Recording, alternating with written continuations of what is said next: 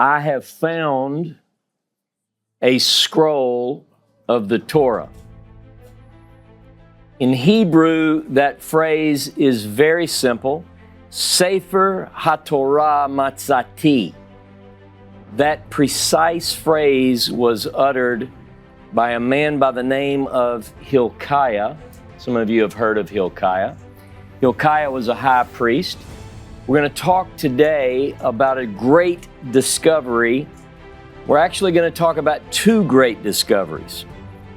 The first one that Hilkiah was part of, where he says, Sefer HaTorah Matzati, I think is fascinating. I think it's one of the most incredible stories in all of ancient literature, particularly the Hebrew Bible.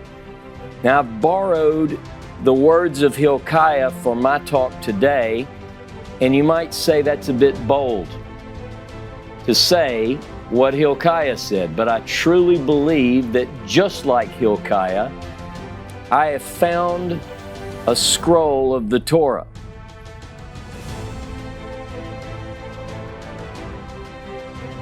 Now, my job today is to present the evidence that suggests that I might be right. If you'll work with me and consider that I might be right. You know, in a case of law, Dave talked yesterday about being an attorney. You weigh the evidence, you look at the facts, you consider the evidence, and you put it all out there. And then the people listening, the jury, has to make the decision. When I wrote the book, one of the things that I did was I concluded with, there you have the evidence. You don't have to believe me.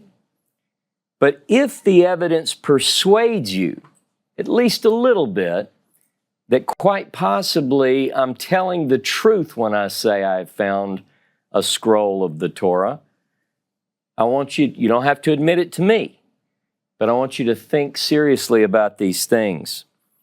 In 2019, I gave a talk at a United Israel World Union Conference. It was the last time that we met in person before COVID, BC, we call that.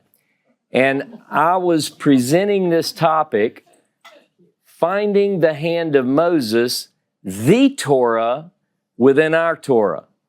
I'd never heard the name Shapira. I've never read the name Shapira at that time. But what I began to look for and find, I believe, was evidence within the Pentateuch, within the 5 books attributed to Moses, that suggested that within that precious sacred document, there were levels of holiness, I should say. There were things that put me more on the trail of what Moses actually wrote. We know that traditionally, Moses is given the credit for writing 5 books, the 5 books of Moses. Open any English Bible, Jewish or Christian, and that's usually what's going to be at the top. The 5 books of Moses, Genesis, Exodus, Leviticus, Numbers, Deuteronomy. But over a detailed study over several years, I began to question that. And when I began to question something, I don't want to leave any stone unturned, because I believe these are matters of very serious nature, particularly when it comes to what I put my name to when I say I believe something. You know, years ago, I read a passage from another sacred body of literature, and it said you shouldn't all jump, and I'm paraphrasing, you shouldn't all jump up to be teachers because there's a harsher judgment. Well, you know, I still believe that. I still believe that when I present something, I better do my best to present it as best I can, covering all the angles, because I don't want to steer anybody else wrong. It's one thing if Ross steers Ross the wrong way, but it's a whole nother thing if 1,000 or 2,000 or 3,000 people that download a class buy into something that isn't the truth. So I'm very guarded. I want to make sure that I do everything I can to advance the truth, the whole truth, and nothing but the truth. So today, I'm going to talk about not one great discovery, but 2 great discoveries, which could very well be the same thing discovered twice. The first great discovery took place 2,644 years ago about this time. It was around Passover in the year 622 BCE, during the reign of a young king by the name of Josiah. I think we have a Josiah in the room. So Josiah is probably, I've mentioned before that if at the end of days this comes up, who would you like to talk to in all of history? I've got a shorter list than you might imagine, but Josiah is one of those people. And some might say, well, why would you pick Josiah? I can think of other people. This is my list. You pick who you want. I'm hoping you pick other people because the line will be shorter. But Josiah is one person that I'd like to talk to. He's 8 years old when he assumes the throne. And he assumes the throne at 8 years old because his father is assassinated. So he's put into this position of leadership. He assumes the leadership of a quite rebellious people, I might add. But he's taken care of, senior advisors and so forth. But 8 years old. Now think about this a lot. Now, one of the things that I wanted to start with is the idea I wrote in my book about Josiah. This is what I said. Josiah stands above all the other kings mentioned in Scripture. He's the only, underline, I didn't underline in the book because that's not allowed, right, Don? But he is the only descendant of David whose birth was prophesied.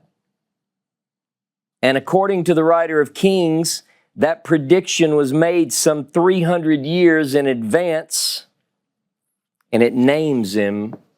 Open your Bibles to 1 Kings 13:2 if you have it. If you don't, I promise to read it accurately. In 1 Kings 13:2, O altar, altar, thus says the Lord, a son shall be born to the house of David, Josiah by name, and he shall slaughter upon you the priest of the shrines who bring offerings upon you. That's interesting, by the way.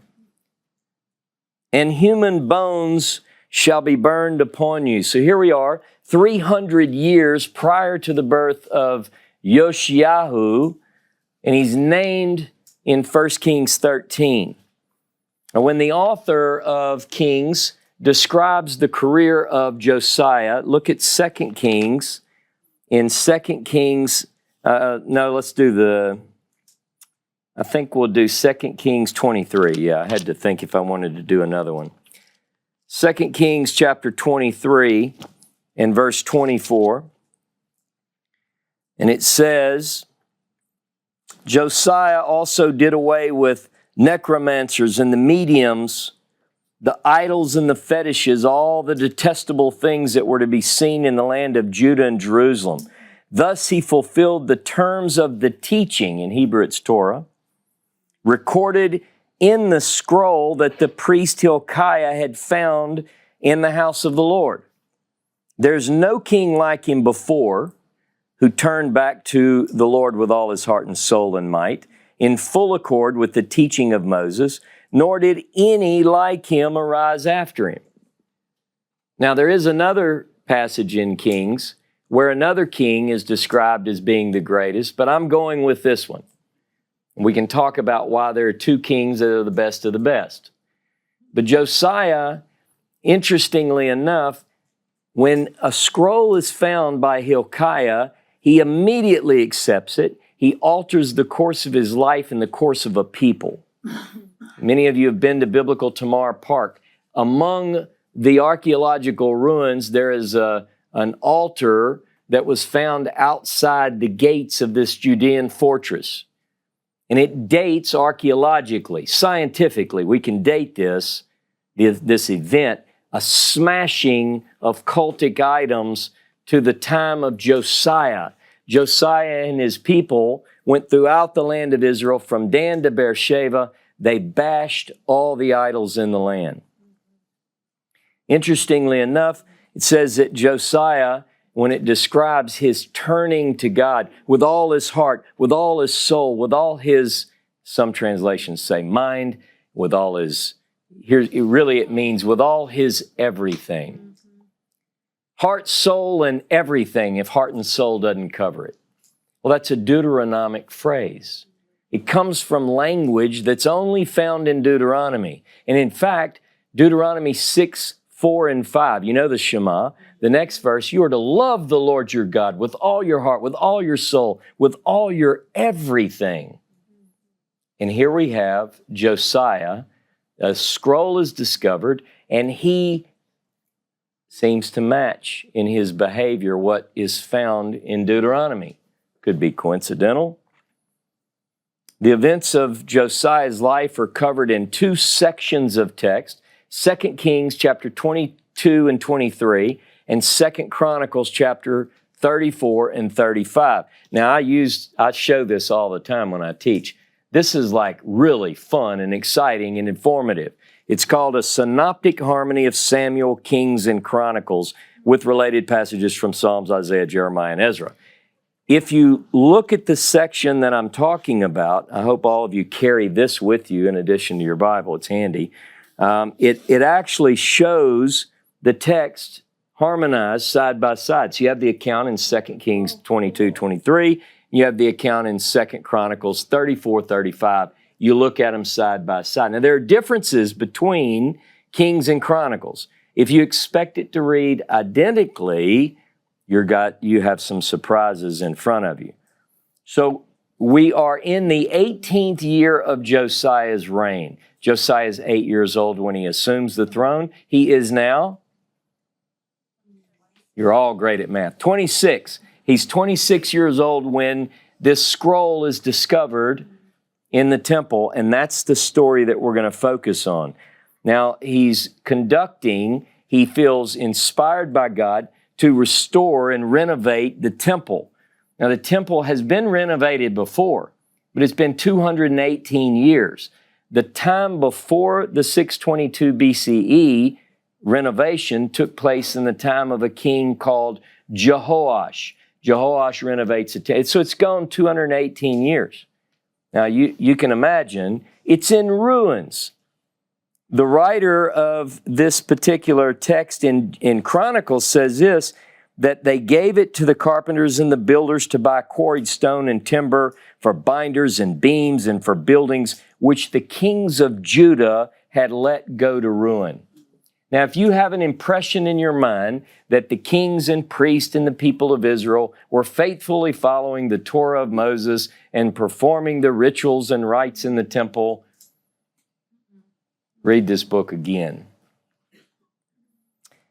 In 2 Chronicles 34, 14 and 15, it says this, while they were bringing out the money that had been brought into the house of the Lord, Hilkiah the priest found the book of the law of the Lord given through Moses. And Hilkiah said to Shaphan, Sefer HaTorah Matzati. Sefer HaTorah Matzati. I have found a scroll of the Torah. Now, if that scroll of the Torah had been out in the open and everybody knew about it, the response would have been, okay, that's good. Great. We would expect it to be there. But it's a shock. You found what? Now, the interesting thing about the phrase here is that this indicates that this is not just any scroll. Like I have scrolls of the book of the Torah, right? I have lots of books behind me. You could say, I found the Torah. Well, it's not hard to do in this building. But he's not talking about a copy, you understand. He's saying, literally, in the Hebrew, he's saying, I found the scroll that Moses wrote. This is not just a copy, but rather the very scroll, the original. It's written by the hand of Moses, it says, Bayad Moshe. Now, Bayad Moshe, by the hand of Moses, is very straightforward. It means this is the one, Moses' hand. I'm assuming he's right-handed. Some of you left-handers, James and others might argue, Bridget. but he's got to be right-handed. I'll explain that later. But he writes this Torah. It's Moses. So at the time of the discovery, this would have been several hundred years old. Now, if it depends on when you date Moses. So some would say 1500 BCE, some would say 1200 BCE, or any variation thereof. But either way, do the math. From 622 BCE, you're looking at 5, 6, 7, 8, several hundred years. And that's what he found. Now the question becomes, notice he calls this the Torah of Yehovah, this teaching that was given through the hand of Moses. The question becomes, if we read this closely, can we discern what was in it? Was it like that behind you in that cabinet? Genesis 1:1 through Deuteronomy 34:12. Is that what he found? It's what a lot of people would think. It's the Torah. Or was it something else? Now, a couple of things as we get into this. There's no physical description that we read. Like it doesn't say, well, it was written on leather of this nature. It was kind of thick. It was written with this color ink. We don't get those kind of descriptions. We have to ask. All it's called is a sefer. Now, what is sefer? We say book. A lot of English translations say book, and you go, well, the codex didn't come in. It wasn't a book. Maybe it was a scroll. So we then say, well, sefer means scroll. But what does it really mean? See, we're talking about a medium to communicate something which is written. Sefer is tied to other words that we know from Hebrew, like a sofer. You know what a sofer is? One who counts. It's a scribe. So one who counts, okay? So what is sefer? Maybe it's an account. Maybe it's just a simple way to say account. But was it in a scroll form? Or was it folded? Was it folded or was it rolled? And you said, well, sure, it was rolled. We know that scrolls were rolled. We even have Dead Sea Scrolls that were rolled. So I got curious. I said, where do we get the idea that in antiquity, they rolled the scrolls earlier than the Dead Sea Scrolls? Qumran, the scrolls date, and the other places we found ancient scrolls in Judean wilderness and so forth, we date these to about 100 BCE or so, give or take, right? But what if there was something older? Were they rolled then? Possibly. In fact, I have a text I want you to look at. I want you to look with me at Isaiah 34:4. Isaiah 34:4. And while you're turning there, I had other questions about this particular scroll that was found. Was it written on leather or papyrus? It's a good question. I mean, we don't know. Doesn't say. Do we know the dimensions? Was it according to the dimensions of a modern scroll? Was it the size that an Ashkenazi scroll is, or a Yemenite scroll? Was it 19 inches tall? I don't know the metric system. But was it this long? We don't know. So here we go in Isaiah 34:4. It says the following, and this is, by the way, not related to the discovery, but it has to do with my subject. All the host of heaven shall molder; the heavens shall be rolled up like a scroll. And all their hosts shall wither and. So you think, well, so in my mind, I've read this verse many times, you have as well. You imagine that Isaiah pictures the heavens and they roll up to where it looks like a Torah scroll. But is that what it means? Behind this, there's a phrase that's associated, we know, such as, you've heard of a Megillah, or Megillat, Sefer Megillat, a roll. It's typically translated a scroll that's rolled. Here, the root word in Isaiah 34:4 is galam. So I said, okay, so what is a galam? What does it mean? Does that give me evidence as to what the scrolls were, how they were put together in the time of Isaiah? And so I looked it up, and it really means wrapped up, folded, or folded together. Well, that's an interesting point. I'll come back to it. Megillat Sefer. I'm building a case here. Go with me to Jeremiah 36. Jeremiah 36. And in Jeremiah, interestingly enough, we have a little bit of information about a Megillat Sefer. You know, the passage in Jeremiah 36, I mentioned it earlier in the conference because it has the name of Baruch. It gives us a good idea of how Jeremiah and Baruch work together. And I love this. I'll get to it. In Jeremiah 36, verse 2, get a scroll. This is God talking to Jeremiah. Get a sefer and write upon it all the words that I've spoken to you concerning Israel and Judah and all the nations from the time that I first spoke to you in the days of Josiah to this day. All right, so there's Jeremiah. His teaching begins in the days of Josiah, which we're talking about, and he says, write everything down. Now, a lot of scholars believe, and I believe, that this is the direction for Jeremiah to write the book of Jeremiah.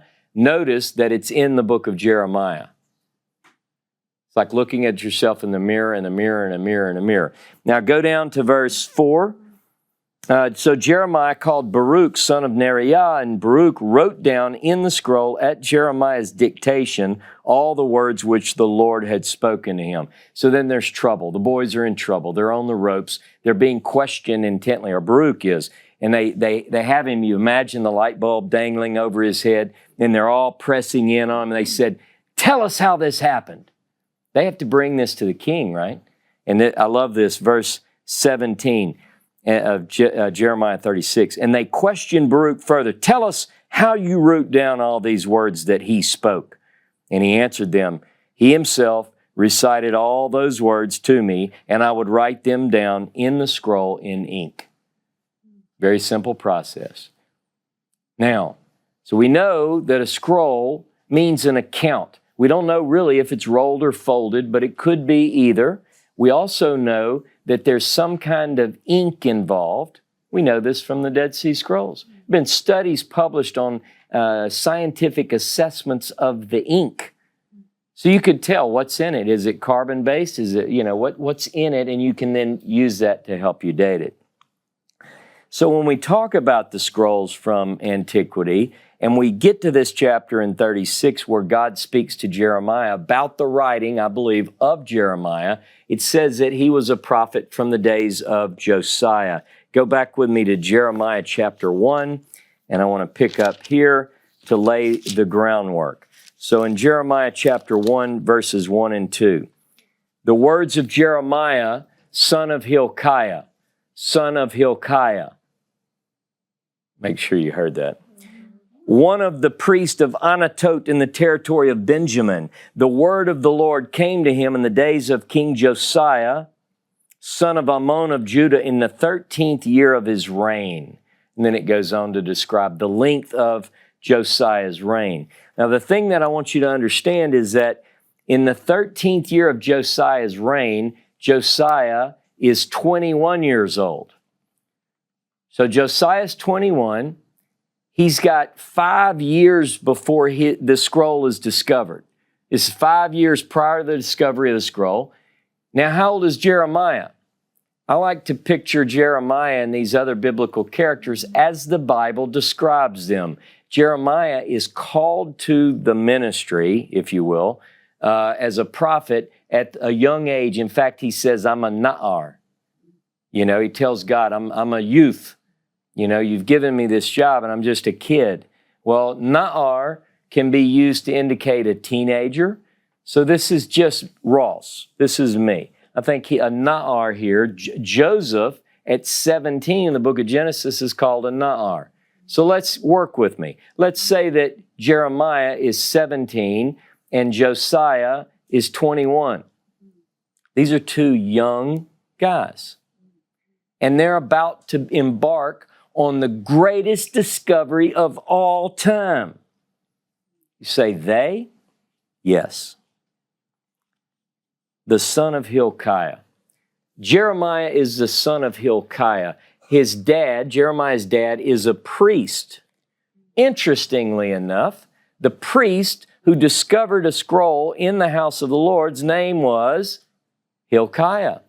Now, are they the same? You could say, well, there were a bunch of Hilkiahs. Maybe, but I don't think so. In this case, I believe, and this is where I'm telling you, this is my view, doesn't say, and oh, by the way, this later Hilkiah would, but I think he does. I think it's the same guy. Now, Jewish commentators would agree with me, or you could say I agree with them. We agree that Hilkiah, the father of Jeremiah, is Hilkiah the priest who discovers the scroll. Doesn't have to be. It doesn't mess up my case. But it helps it if I'm right, so I'm going to put it in the notes anyway. Jeremiah, if his father is the discoverer of the scroll, could have actually seen this scroll. Could have. I'd give it a 5 on a scale from 1 to 5. Interestingly enough, we have this text where Jeremiah says something that doesn't make sense unless he somehow knows about the discovery of a great scroll. He tells God in Jeremiah chapter 15 and verse 16, "When your words were found, I ate them." When your words were found, I ate them. And you could say, well, that's just too general. Maybe, well, it's funny that he is the prophet when God's words were found in the house of the Lord. I say, if A equals B and B equals C, A equals C. He says, when your scroll was found, I ate it. Literally? No, he didn't eat it literally. He means he devoured God's word. Now, he's not the only prophet to do that. Go with me to Ezekiel. Let me give you a visual of this. And by the way, remember Jeremiah, God's hand reaches out and he puts his words in his mouth. That's symbolic. It's like a vision. I think it's the eating of this scroll, but I'm not going to go there. I'd rather give you this picture. Go to Ezekiel chapter 2. Ezekiel chapter 2, beginning in verse 8. And it says this, "You mortal, you son of man, you mortal, heed what I say to you. Don't be rebellious like that, a rebellious breed. Open your mouth and eat what I'm giving you." And as I looked, there was a hand stretched out to me holding a written scroll. And in fact, in Hebrew, it's Megillat Sefer, right? The two together. He unrolled it before me. Unrolled. Well, if you trust the English here, you imagine it's rolled up. And it was inscribed on both the front and the back, and on it were written lamentations, dirges, and woe. He said to me, "Mortal, eat what's offered to you. Eat this scroll and go speak to the house of Israel." So I opened my mouth, and he gave me this scroll to eat. And as he said to me, "Son of man, feed your stomach, fill your belly with this scroll that I give you." I ate it. It tasted as sweet as honey to me. Then he tells him, "Look, you're going to go to the house of Israel, and this is not going to be an easy job. You don't have an easy job. You're going to tell people things they don't like, they don't appreciate, and that's the life of a prophet." So if you ever wanted to be one, read the book, and you won't again. So the idea, though, is that the message, Ezekiel, that's a different scroll. Don't get me wrong. It's a different scroll, but it's a way that God gives his word inside the prophet. You devour God's word. Now, in the days of Jeremiah and Josiah, when this scroll was found, Jeremiah eats it. And so what I would expect is that if he ate the scroll, I think he ate, he says, when your words were found, and they were found in the temple during his time, he eats it. I would think that he would speak forth that which he's eaten. Fair enough? Like he's not going to eat a scroll that says, "I love you," and say something opposite. It has to do, his preaching will have something to do with the scroll that he ate. Now let me tell you a couple of things that he says. Jeremiah chapter 8, verse 8. He says this, "Who are we to say that we are wise and the Torah of the Lord is with us when the lying pen of the scribe has made it a lie?" How well you think that went over? Okay? So this idea, now people can dance around this, but this is stern. He's suggesting that the Torah has been altered. Now, why would he say that? What if, just work with me, what if a scroll was found, then he knew that there was another scroll, there was another idea of Torah in his day, but a new scroll is found, he eats it, and he realizes that the two don't agree. Interesting. Give you another example. Look at Jeremiah chapter 7 and verse 21. This is Jeremiah preaching, not Ross. I'm just echoing Jeremiah's words. Jeremiah chapter 7, verse 21, and it says, "Thus says the Lord of hosts, God of Israel, add your burnt offerings to your sacrifices and eat the meat. For when I freed your fathers from the land of Egypt, I did not speak with them or command them concerning burnt offerings or sacrifice." What?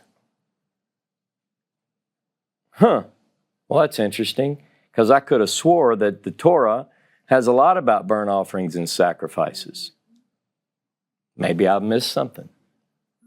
"But this I commanded them, do my bidding or obey my voice, and I will be your God and you should be my people. Walk only in the way that I enjoin upon you and it'll go well with you." Yet they didn't listen, etc., etc. So the idea is that when he preaches forth a message, he seems to be saying some very tough things. They're not well received. They're not popular. They're not, the list goes on and on.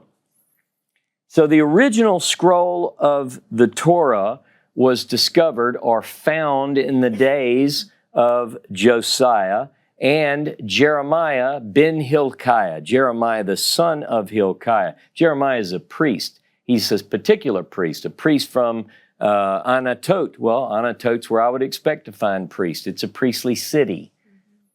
But he's from that area. In fact, there's a whole nother story, but I'll have to do that a later time.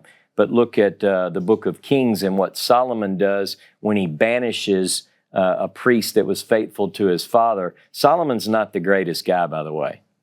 All right, study his life.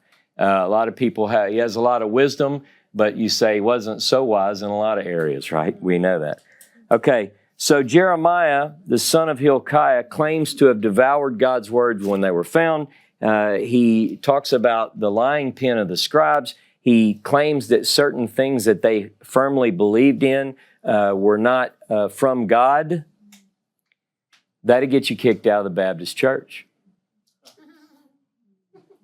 And it wasn't like God said, "Look, just tell a little group in your gathering about this. I want you to go to the gate go to the temple. You stand right there, Jeremiah, and you tell them what I tell you." And remember, the prophets, a lot of time, they're like, if you could pick somebody else, maybe that'd be just swell. It's been long noted the similarities between Jeremiah and Deuteronomy. Most scholars note this. Can we know for any certainty what was in the scroll that Jeremiah ate? Can we know for any certainty what was in the scroll that was discovered by Hilkiah? We can. Particularly when we look at what follows the discovery. When we look at Josiah's reform gives us a lot of details. Now, I covered a lot of this in 2019 in my class. So if you haven't heard Finding the Hand of Moses, you can listen to that. I didn't want to give you exactly the same thing I gave you 2 years ago, and it's also in my book. But this idea, we know for a fact that when that scroll was discovered, Josiah implemented a radical reform that went throughout the entirety of the land of Israel. And in that reform, he does things. And when you do things, you could say, well, what's the driver behind that? And you say, well, where was it commanded that these things be done? And almost without exception, in fact, I can't think of an exception. I did this when I taught this last time. It's all Deuteronomic. You can say, well, there's some in Leviticus too. Only when Leviticus has what Deuteronomy has.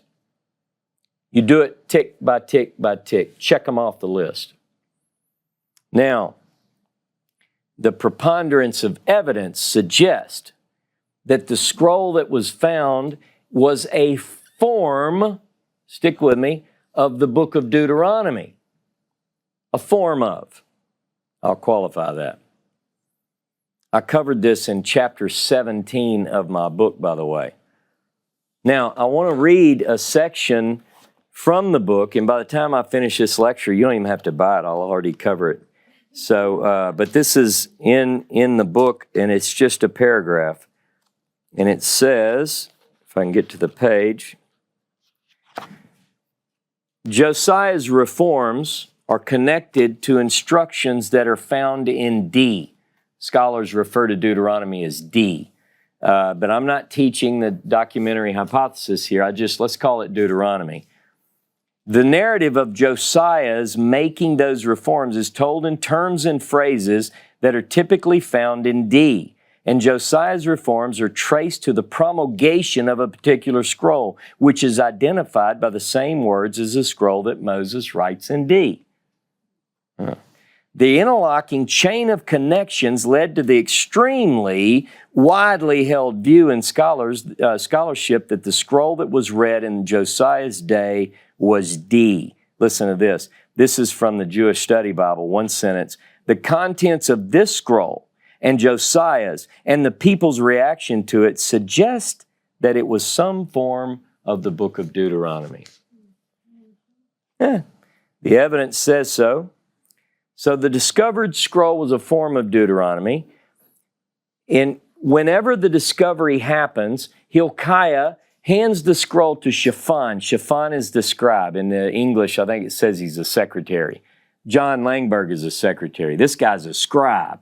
Hands it to the Sofer, who is Shaphan. Shaphan reads the scroll like it doesn't say, and he read it, and he read it, and he read it. You say, well, it doesn't tell you a time limit, but get this. He reads the scroll, like you get the impression, here Hilkiah says, Sefer HaTorah Matzati. And he says, let me see. He picks it up and he says, oh, and he reads it. And he says, we have to take this to the king. Like it doesn't take him, like I'll get back to you next week. He reads it. And then it says he takes it to the king, and guess what he does? He reads it to him. Now this doesn't give the impression that this is the longest document, like War and Peace. It's a short document. He reads it twice in a couple of sentences, and I'm going to give you some more information about that. Large or small. Now, a couple of other details emerge. If Hilkiah gives it to Shaphan and Shaphan reads it, it doesn't say he tried to read it, but he couldn't read it because the script was different. It doesn't say that it was written in a language he didn't understand. He could read it. Now, what language was prevalent in Judea at that time, and what evidence do we have archaeologically of a certain script? So I can almost tell you what script was used. I have tables of ancient scripts based on true life archaeological discoveries. Some form of paleo probably, what we would call Phoenician or paleo script, some form. Doesn't say he has any trouble reading it, he just reads it. Now, the idea that the scroll of Moses was a document of smaller size is also supported by several other facts in the Bible. In Deuteronomy chapter 27, we read that there's going to be, it's all been all in the news, by the way, there's going to be a ceremony at Ebal and Gerizim, and you're going to have the blessings and the curses, right? So this document is not only to be read there, but guess what else you do? You write it on stones. You know how many rocks you'd have to write on to write Genesis 1:1 through Deuteronomy 34:12? You want that job? Now, I know a lot of people say, well, no, it really was. You just had to write small. Okay. In Joshua 8, verse 32, that ceremony actually takes place, and the scribes write on the stones. What do they write? Again, Genesis 1:1 through Deuteronomy 34:12, or a smallish document that makes more sense that it would be displayed on the stones. It said, you shall write HaTorah Hazot, this Torah, on the stones. Now, it's a small scroll that made a big impact. Aside from the clues of the description that are given in the text, that we have this revival that's driven in a Deuteronomy fashion, like everything that's described, you shall do this and you shall burn. When it says burn, only mention, it's like everything points us to a Deuteronomy-like document. Now, Josiah when he hears this scroll, and it doesn't take long to read. Can you imagine the king go, how much you got left? You know, I have things to do. I'm the king. It's like he's sitting there, he's listening as it's being read, and it says he tears his garments. What would cause him to tear his garments? Well, in 2 Chronicles 34, verse 24, Huldah, the prophetess, the boys in the temple, Hilkiah and the others, they go to Huldah, the prophetess, and they say, hey, there's this scroll that's been found. And she begins to talk to them about the curses that are written in this scroll and how they're going to come upon the inhabitants of the land. But it says, Hezekiah, you'll go to your grave in peace. Well, I mean, he gets an arrow. I don't know how peaceful that was, but he dies in a battle at Megiddo, arrows from Necho's army. But, I mean, maybe that was more peaceful than another way to go. But he's told, you're not going to die right away, but this is what's going to happen. By the way, by 39, he's dead. The most righteous king ever. And we can talk about why. In 2 Chronicles 34, verse 29 through 33, I just want to read those few verses because this is one of the things that he does, that Josiah does with the people. Verse 29 of 2 Chronicles 34, then the king sent word and assembled all the elders of Judah and Jerusalem. The king went up to the house of the Lord with all the men of Judah and the inhabitants of Jerusalem and the priests and the Levites, all the people, young and old, and he read to them the entire text of the covenant scroll that was found in the house of the Lord. The king stood in his place and solemnized the covenant before the Lord to follow the Lord, observe his commandments, his injunctions, his laws with all his heart and soul. Anybody know where heart and soul appears? Is it in Genesis? No. Exodus? No. Leviticus? No. Numbers? No. Deuteronomy? Yes. 9 times. I don't know. That's just a coincidence, probably. To fulfill all the terms of the covenant written in this scroll. So one of the things I want you to realize is this scroll seems to be, we're building a case for what should be in the scroll. If you haven't noticed yet, we're building a case. Now this scroll is called here Sefer HaBrit, the account of the covenant, the covenant account. You can call it a covenant scroll, covenant book, but it's the account of the covenant is in this scroll. We know that. What else is in it? I don't know, but we know that's in it. And we know that it has something, heart and soul. You should find that phrase in there.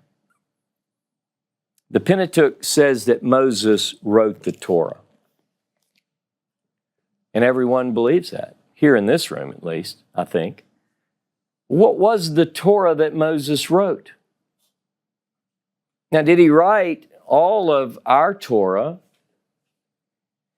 or does our Torah contain traces of what Moses wrote? I said this yesterday, but I'll say it again. The book of Jasher is mentioned, but we don't have the book of Jasher. I mean, you can get it on Amazon, but that ain't it, just letting you know. There are other books that are mentioned. The book of the wars of the Lord, right? We don't have that. There's several books mentioned that we just don't have. Question becomes, well, let me ask you this. Do we have the book or the Sefer HaTorah B'Yad Moshe, the scroll of teaching that Moses wrote with his own hand? Listen, the scroll that was found in Josiah's day was not the Pentateuch as we have it. It's just not. And the reason we can say this is because the Pentateuch clearly has evidences that aren't matched up here. I talked about this. I want to make sure you understand. It's not to take away from the sanctity. I'm not talking about inspiration. You can believe whatever you want to believe. What I'm looking for, I'm dealing with the authorship. What did Moses write? No one has a problem if I say, who wrote the Psalms? You say David. Not all of them.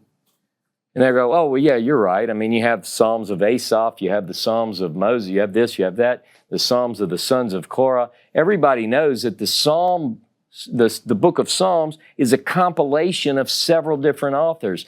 So is the Pentateuch.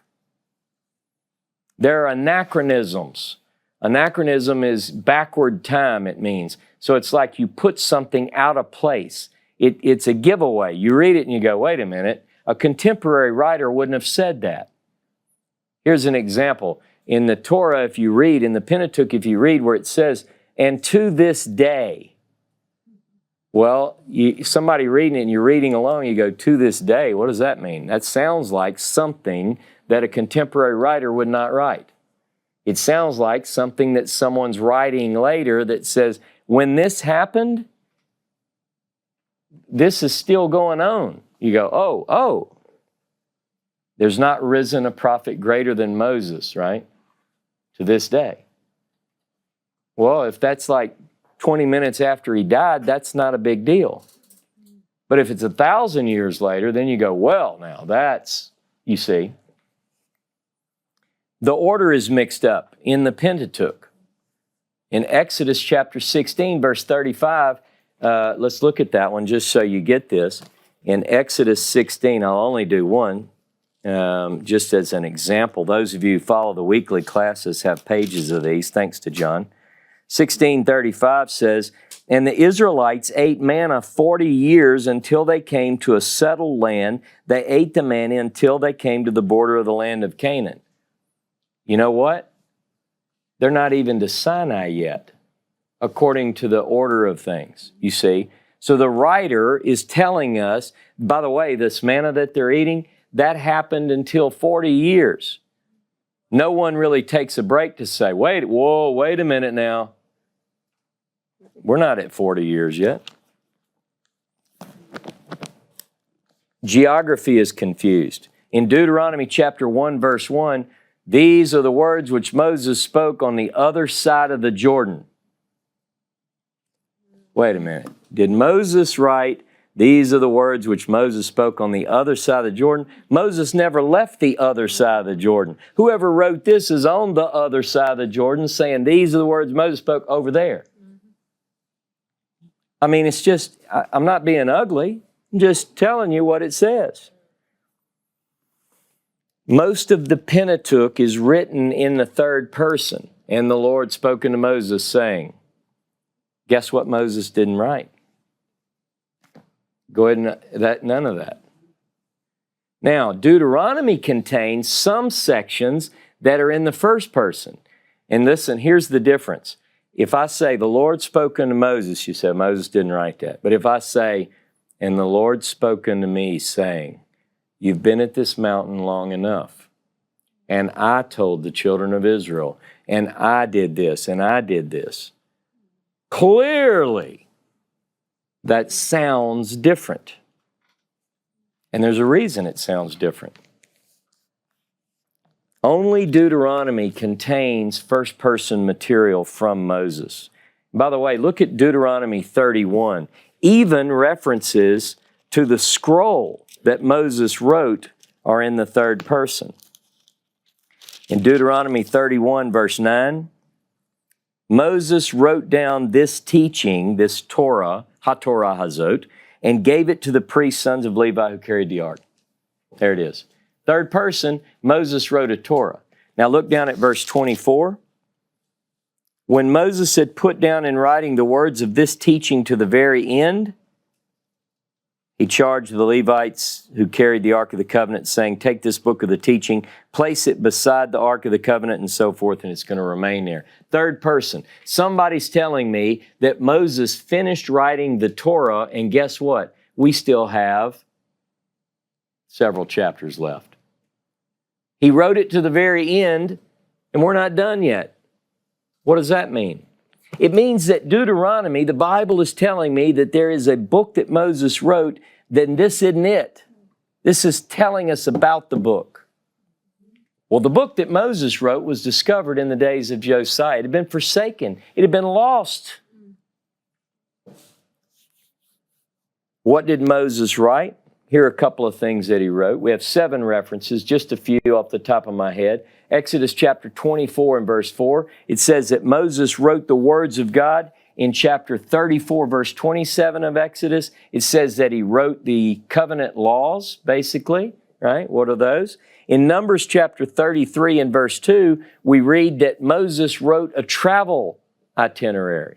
Something about the journeys, right? So we ought to be looking for that. So based on these textual clues and a careful analysis of the discovery described in Josiah's days, 2 Kings 22:23, 2 Chronicles 34:35, we know that we should expect the following things in a scroll that Moses wrote. It's going to be like a form of Deuteronomy. We know that. We know that it's going to have the covenant as a central point. It's even called the covenant scroll. We know that it's going to be written in the first person because Moses would write in the first person. We know further that there's not going to be anachronism. If Moses wrote it, he's not going to say unto this day, bless you.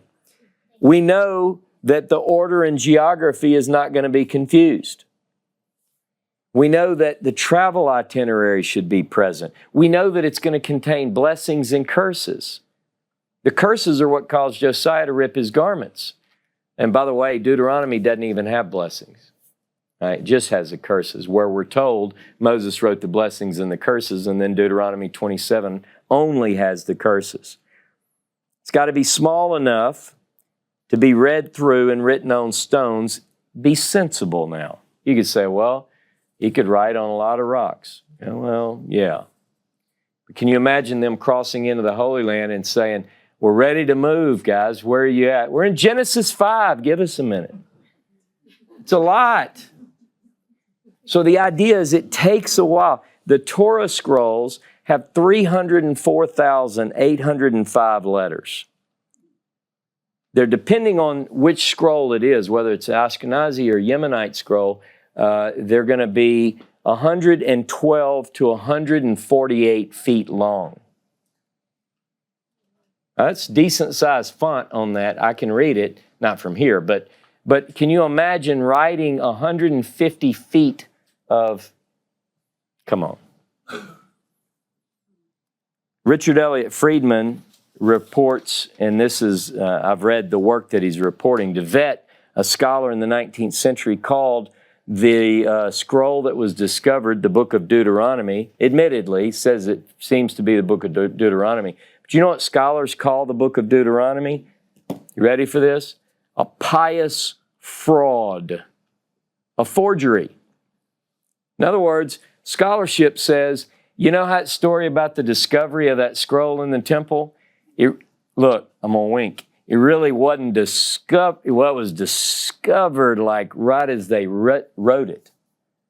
Like to champion Josiah's reform. Hey, we need to make a reform here. Now, the reason they said that is because if you look at Deuteronomy and you compare it to the other books of the Pentateuch, particularly the law books, Exodus, Leviticus, Numbers, and Deuteronomy side by side, you find discrepancies or variations between the accounts. You do. Now, a lot of people say, you just don't understand it. Believe me, they're there. So they're different. Now, why are they different? Scholars said, well, the writer of Deuteronomy is writing later. He's not really using these other texts to get his story straight. You know, like who sent the spies? Well, it depends on what you read. I mean, all these different things like that. So whenever you look at these particular texts, the scholars said it's so different because Deuteronomy, for instance, has a law book within it. Chapter 12 through 26 of Deuteronomy is inserted clearly. Read 11 through 27, you'll see it. It interrupts the narrative. And there are more than 100 laws in Deuteronomy that appear nowhere else in the Pentateuch. What does all that mean? The scholars just say, well, it's a forgery. Pause. Another discovery.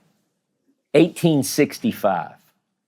In 1865, Bedouin, east of the Jordan, high up in the Wadi Mujib, the river Arnon, are seeking shelter. They're fleeing from oppressors in the Ottoman Empire. Tanzimat reforms were going on. They're trying to put laws on the Bedouin and put them in conscription and get tax money from the Bedouin. So these guys, these Bedouin, go into a cave to seek shelter to hide, and in there they find leather strips, 16 leather strips, wrapped in linen, coated in asphalt or some bitumen or some black substance of pitch. And they had expected and hoped that there were gold in these wrappings. When they realized they weren't, they cast them aside. But one guy, one of the Bedouin, picks it up, takes it to his tent, becomes rich. You know the story. These represent, they're written on leather strips, 16 in number, 2 copies of a manuscript that's quite interesting. And they're interesting because what was discovered was 2 copies of a manuscript that is the form of Deuteronomy. Covenant plays a central part. It's written in the first person. There's no anachronism. The order and geography is not confused. There's a travel itinerary. There are blessings and curses. It highlights the covenant. And by the way, the 10 words, as you've heard this week, coincide and correlate to the blessings and the curses. And by the way, there are both blessings and curses in this manuscript. It's small.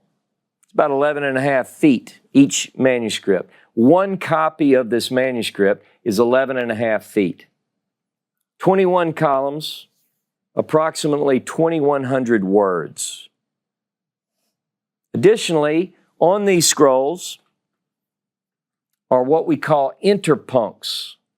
So you have, they're leather, they're written in Paleo-Hebrew, and you have dots like punctuation in the text.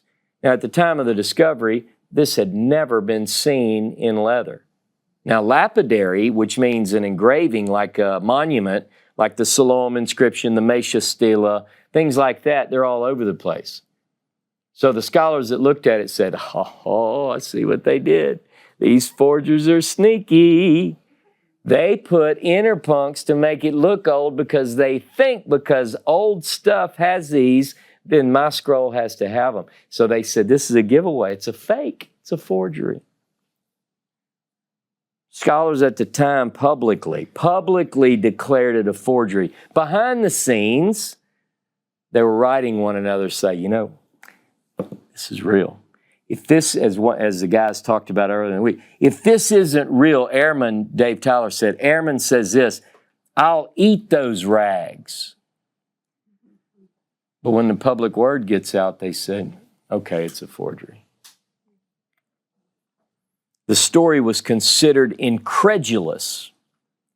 Wait a minute. You're telling me that Bedouin went into a cave and in there they found a document that's thousands of years old? Is that what you're telling me? And you go, yeah, I think so. No way. You telling me that a leather manuscript, they didn't write on leather thousands of years ago. This is what they said. Because now you think, well, what, they didn't know about the Dead Sea Scroll? No. This is 80 years before, 70 years before, 60 years before. It's 80 since the discovery. But get this. So he said, you're telling me that leather strips are going to last in a cave by the Dead Sea. Okay. And then if that were the case, you're telling me that in ancient times they would wrap leather manuscripts in linen, and linen in traces is going to survive? You really believe that? And they said, well, I guess so. And then why would they coat it in asphalt? You're telling me why would they do that? It's a fake. There's no way. This is silly. And wait a minute. You're telling me that that's written in Paleo-Hebrew? We don't have any examples of anything written in Paleo, not on leather. We have lapidary, we have stone, but we don't have any leather manuscripts with Paleo writing. And again, you have interpuncts in it. And it doesn't agree with our Bible? Can't be. And then 80 years after the initial discovery in 1865, they voted it down in 1883. 1946-47, this is the wrap-up. Bedouin tribesmen discovered in a cave near the Dead Sea, a place called Khirbet Qumran, many of you have been there, the first of what would be known as the Dead Sea Scrolls. Leather, many of these, leather, wrapped in linen, coated in asphalt, or bitumen is what they thought. By the way, there's a whole, I'll tell you off camera what it really was, but it's this black tarry substance. 12 of these manuscripts, we now have hundreds, but now the library total, 12 of these have been written or were written in Paleo-Hebrew, 12. All 12 written in Paleo-Hebrew are attributed to Moses. They're Mosaic. If it's not written by Moses, it's not in Paleo. You understand? If it is written in Paleo, it's attributed to Moses. What are the chances? And guess what else they have? They're Paleo, and they have interpuncts. Oh, well, somebody owes Mr. Shapira an apology. Initially, some claimed that these Dead Sea Scrolls were fake, and you know what they said? They said, "You're not getting me on that." Remember Shapira? This is 60 years after the final verdict saying it was a forgery, when they said, "Hey, would you, scholar, sir, would you look at these and tell me if you think they're authentic?" You better get somebody else. You're not ruining my career. Where is the scroll that was found 2,644 years ago?